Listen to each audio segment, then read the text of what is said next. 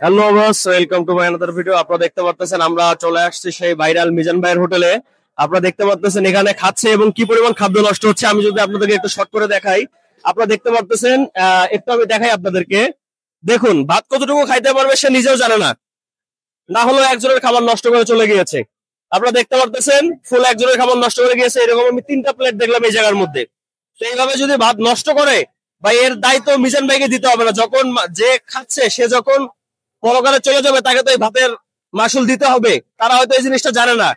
আপনাদেরকে আল্লাহ রিজিক দান করছে, আপনারা খেতে আসছেন, আলহামদুলিল্লাহ ধীরে সুস্থে সবাই খাবেন। কিন্তু এই পরিমাণ ভাত নষ্ট করে অন্য রিজিক নষ্ট করার তো আপনাদেরকে কেউ বলে নাই, তাই না? তো আমি আপনাদেরকে একটা কথাই বলবো, যারা মিজান ভাইয়ের দোকানে খাইতে আসবেন সমস্যা নেই, খাবেন, বাট এইভাবে ভাত নষ্ট করবেন না। আপনাদের কাছে অনুরোধ জানাচ্ছি, কারণ আপনার কারণে অন্য আরো 2-3 জনের ভাত খাওয়ার সুযোগটা নষ্ট হয়ে যায়। আমি একটা আপনাদেরকে দেখাচ্ছি।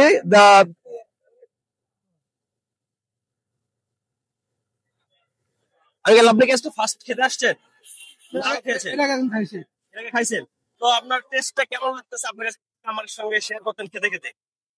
ভালো, একটু লবণ প্রবেশ মনে আছে। তাছাড়া রান্নার কোয়ালিটি, মাংস সিদ্ধ বা আলু সিদ্ধ সবকিছু ঠিকঠাক আছে? সব ভালো আছে না? তো আপনারা দেখলেন আমি কাঙ্গলের সঙ্গে কথা বললাম, উনি এর আগেও খেয়ে গিয়েছে, আবার আজকেও খেয়েছে। মাংস এবং আলু আলহামদুলিল্লাহ সবকিছু সুন্দরভাবে সিদ্ধ হচ্ছে। তো আপনারা দেখলেন, একটু আমি এই সাইডটা দেখাবো আপনাদেরকে। এখানে যে ভাই, আমি একটু এনার সঙ্গে কথা বলবো, দেখি একটু।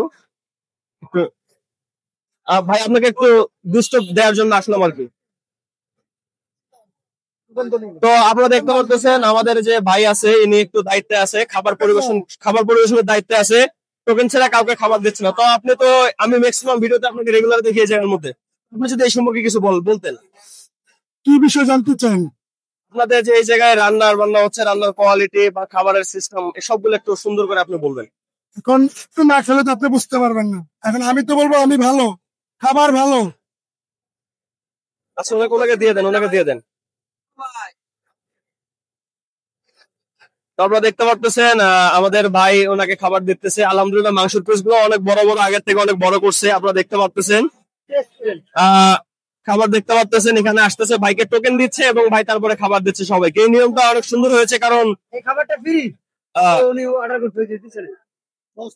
এর মধ্যে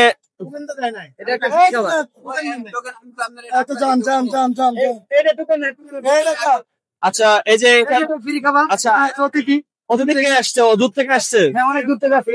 আচ্ছা, আপনি একটা ফ্রি খাবার দিচ্ছে, দূর থেকে অতিথি আসছে, ফ্রি খাবার দিচ্ছে। আমরা দেখতে পাচ্ছেন ভালোবেসেই দিচ্ছে খাবারটা, অনেক সুন্দর এবং সুস্বাদু। তো ভাইয়ের সঙ্গে যে বিষয়ে কথা বলতে চাইলাম।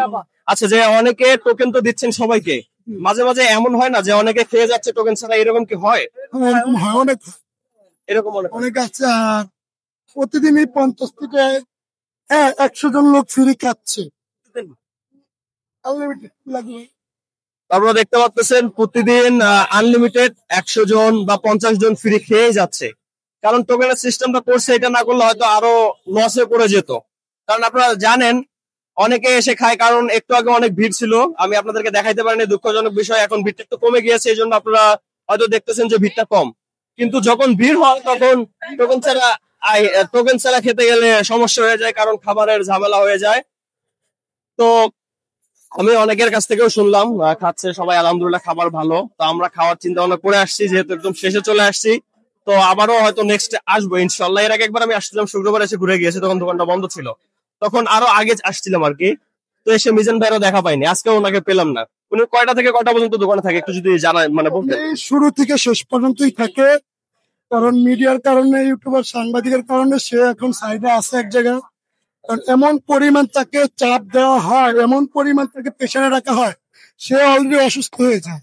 অসুস্থ? আমি অবশ্য গত শুক্রবার আসছিলাম, তো আমাকে আর কি এখানে যে এক চাচা ছিল, উনি বলছে যে অসুস্থতার কারণে চলে গিয়েছে বাসায়। এখন অলরেডি আছে, এখানেই আছে, আশেপাশে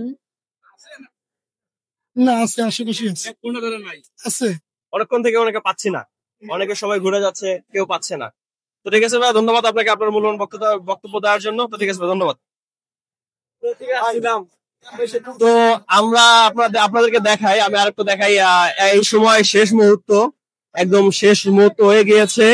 তো আপনারা দেখতে পাচ্ছেন অনেকে খাচ্ছে। তো আমি এক ভাইয়ের কাছে যাব, তার কাছ থেকে শুনবো তার খাওয়ার টেস্টটা কেমন লাগছে। একটু আমার সঙ্গে আসো। ভাইয়ের সাথে কথা বলবো।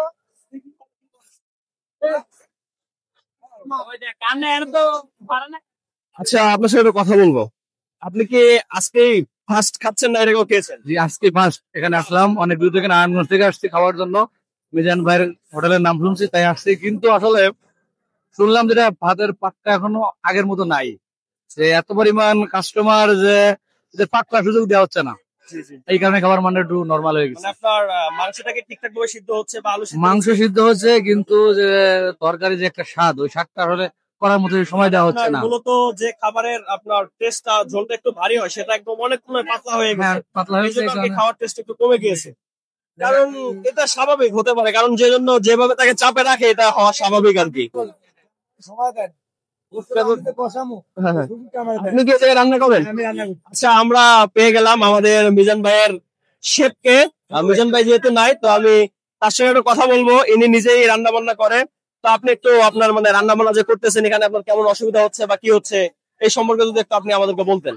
অসুবিধা এখানে রান্না করতেছি, আপনার অনেক সময় ইউটিউবেরা আসলে তারা যদি এক সাইডে কথা বলে আমার রান্নাতে সুবিধা হয়, কিন্তু আমার রান্নার কাছে যদি এসে কথা বলে তখন আমার রান্নার সমস্যা হয়ে যায়। এবং মানুষ আইসা ভাত নিবে, চিকেন নিবে, টুকেট নিবে, নিয়ে আপনার গোস দিবে, ঠিক আছে, এটা হলো আমাদের সুবিধা করে দিব।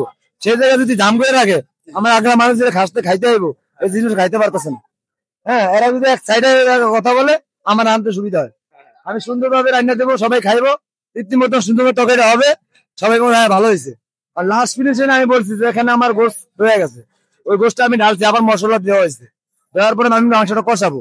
এই লাস্ট ফিনে যে খাওয়াটা খাইতেছে কিন্তু হালকা একটু পাতলা হইতে পারে, কিন্তু রান্নার যারা খাইছে তারাই বলতে পারবে একটু খারাপ হইলেও করবো আর ভালো হইলেও করবো, আচ্ছা, কারণ এই কারণে আমি সবকিছু করতে পারি। আচ্ছা, আপনি মেবি অনেক মানে সব শেষে আপনি খাওয়া দাওয়া করতেছেন, এর মধ্যে তো হয়তো খাবার দাবার আপনার পেটে যায়নি, মানে যতটুকু বোঝা যাচ্ছে, কারণ আপনি কাজ বাজ করছেন, সবাইকে খাওয়া দাওয়া শেষ করে আপনি রান্না বান্না করছেন। তো যাই হোক, আপনাকে ধন্যবাদ আপনার মূল্যবান বক্তব্য দেওয়ার জন্য। আচ্ছা, খাচ্ছেন অনেকক্ষণ পরে, আপনার আর ডিস্টার্ব নেই। ঠিক আছে ভাই, ঠিক আছে।